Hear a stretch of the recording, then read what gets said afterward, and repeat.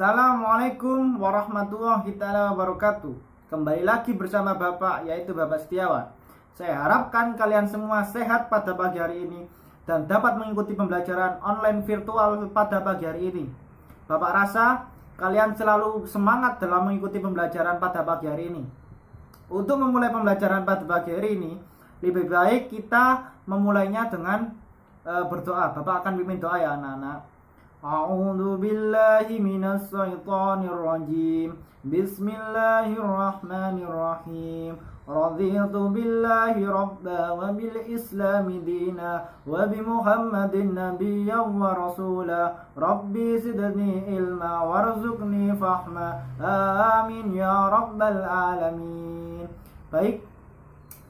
Pembelajaran pada pagi hari ini adalah meneladani ketaatan malaikat-malaikat Allah Subhanahu wa ta'ala. Malaikat itu kan ada 10 ya anak-anak. Jadi pada pagi hari ini kita akan meneladani ketaatan malaikat-malaikat Allah.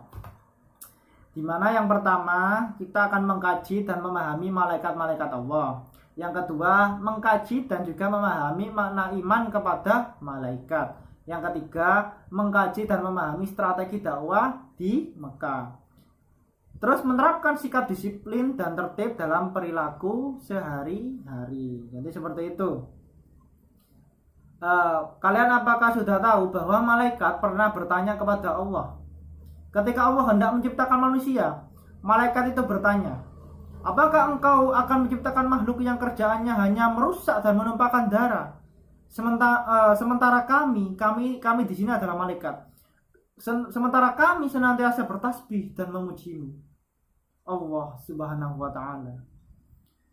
Allah langsung menjawab, aku lebih mengetahui apa yang tidak kamu ketahui. Al-Quran surat Al-Baqarah ayat 30. Dan seperti itu. Menurut percakapan tersebut, itu sudah jelas bahwa Allah telah menciptakan malaikat sebelum diciptakannya manusia. Jadi, malaikat itu bukan makhluk hayalan, melainkan makhluk yang benar-benar ada. Para malaikat merupakan makhluk yang berbeda dengan kita. Mereka makhluk gaib yang diciptakan dari cahaya oleh Allah. Mereka memiliki sifat yang sangat taat dalam menjalankan perintahnya dan tidak pernah ingkar sedikit pun. Mereka adalah hamba-hamba Allah yang mulia. Mereka sangat senang dan cinta kepada manusia yang berbuat mulia. Maukah kalian menjadi manusia yang dicintai Allah dan para malaikatnya? Subhanallah. Pasti kita semua mau sekali. Jadi seperti itu. Sama halnya dengan manusia, malaikat itu juga termasuk makhluk Allah. Maha suci Allah yang telah menciptakan makhluk dengan berbagai macam bentuk dan keadaannya. Meskipun kita tidak pernah berjumpa dengan malaikat, kita harus percaya akan keberadaannya. Allah Subhanahu wa ta'ala menjelaskan dalam surat Al-Anbiya ayat 19. Berikut ini ayatnya akan Bapak bacakan. A'udzu billahi minas syaitonir rajim. Bismillahirrahmanirrahim. Walahu man fis samawati wal ardi wa man indahu la yastakbiruna an ibadatihi wa la yastahsirun. Shadaqallahul azim.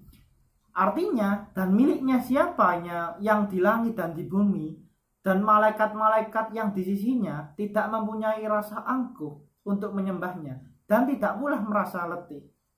Itu arti dari Al-Quran surat Al-Anbiya ayat 19. Iman kepada malaikat itu termasuk rukun iman yang kedua. Malaikat itu diciptakan dari nur ilahi atau cahaya Allah.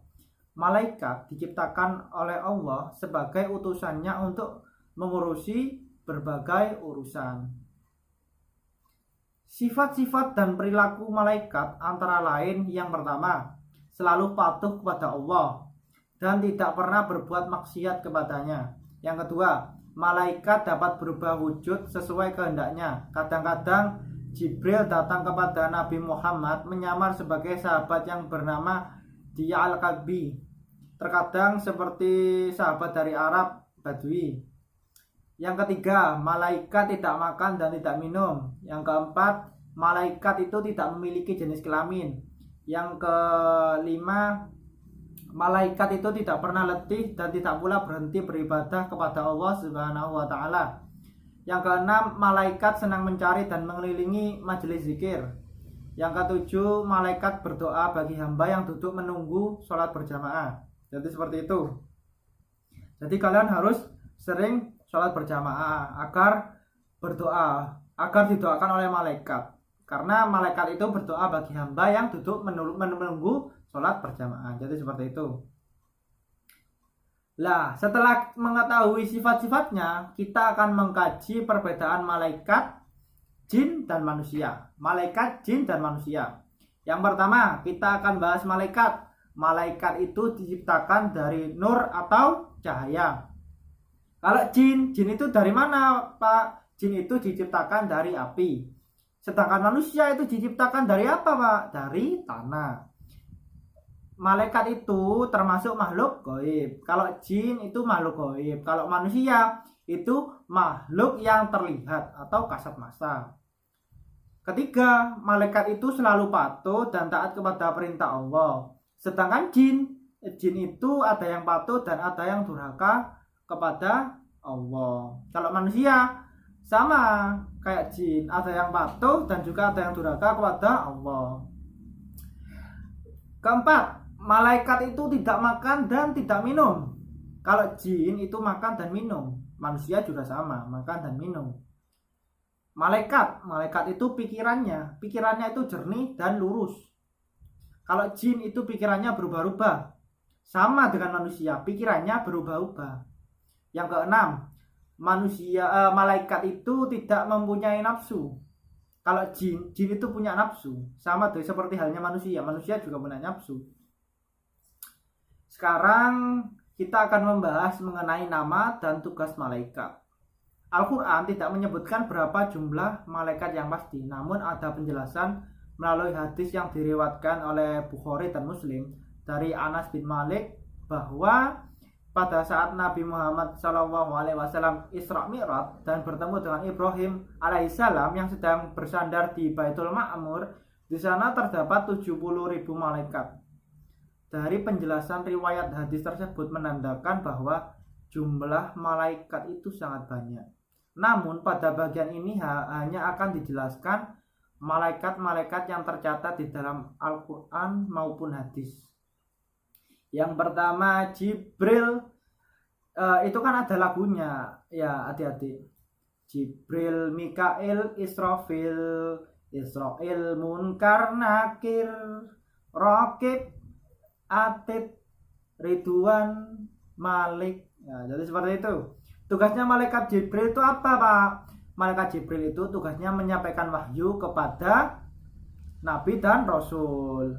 Terus yang kedua Mikail, tugasnya malaikat Mikail itu apa? Mengatur kesejahteraan makhluk, seperti mengatur awan, menurunkan hujan, melepas angin, dan membagi-bagikan rezeki. Yang ketiga Israfil itu bertugas meniup trompet sangkakala saat dimulainya kiamat hingga saat hari berbangkit di padang mahsyar. Jadi seperti itu. Malaikat Israel itu bertugas mencabut nyawa seluruh makhluk hidup, baik manusia, jin, iblis, setan, malaikat, apabila telah tiba waktunya. Jadi apabila sudah tiba itu sudah diambil. Yang kelima Munkar itu bertugas menanyai orang yang sudah meninggal dan berada di alam kubur.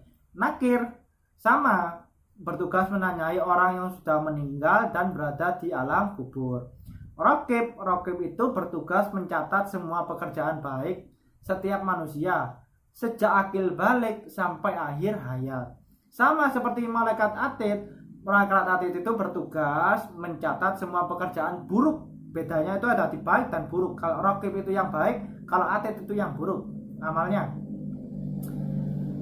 Malaikat nomor 9, malaikat Ridwan. Malaikat Ridwan itu bertugas menjaga dan mengatur kesejahteraan penghuni surga. Kalau yang terakhir malaikat Malik itu disebut juga sebagai malaikat Zabaniyah, bertugas menjaga dan mengatur siksa atau azab bagi para penghuni neraka. Jadi seperti itu. Jadi kalian tinggal pilih mau yang mana, mau masuk surga atau masuk neraka, mau berbuat baik atau mau berbuat buruk. Jadi seperti itu. Harus selalu tingkatkan keimanan, tingkatkan ketakwaan setiap harinya agar kita semua bisa masuk surganya Allah Subhanahu wa taala. Amin amin ya rabbal alamin. Nah, terus kita akan membahas mengenai perilaku beriman kepada malaikat Allah. Perilaku beriman ketika kita mempercayai malaikat Allah, yang pertama, selalu berusaha dan mencari memohon hidayah kepada Allah. Terus kita harus selalu bersyukur dengan cara banyak berbagi ilmu. Apabila kita mendapatkan ilmu, kita harus selalu berbagi kepada orang lain agar ilmu tersebut bermanfaat. Terus berusaha secara maksimal untuk mencari rezeki yang halal dan juga baik. Jadi seperti itu agar kita selalu apa anak-anak? Kita selalu tetap dalam lindungan Allah. Apabila kita yang selalu melakukan hal yang baik-baik, insya Allah kita akan selalu dalam lindungan Allah Subhanahu wa taala. Mungkin cukup sekian pembelajaran pada pagi hari ini. Bapak cukupkan. Intinya kalian harus tetap selalu semangat pembelajarannya meskipun dari rumah. Selalu cari informasi pembelajaran apapun dari luar. Gunakan HP-mu itu sebaik mungkin. Dan juga tetap berperilaku baik, berbuat baik, dan selalu melakukan hal-hal yang positif agar kalian semua bisa masuk surganya Allah Subhanahu wa taala. Amin amin ya rabbal alamin. Bapak akan tutup dengan doa. A'udzu billahi minas syaitonir rajim. Bismillahirrahmanirrahim. Subhanakallahumma wa bihamdika asyhadu an la ilaha illa anta astaghfiruka wa atubu ilaik. Wassalamualaikum warahmatullahi wabarakatuh.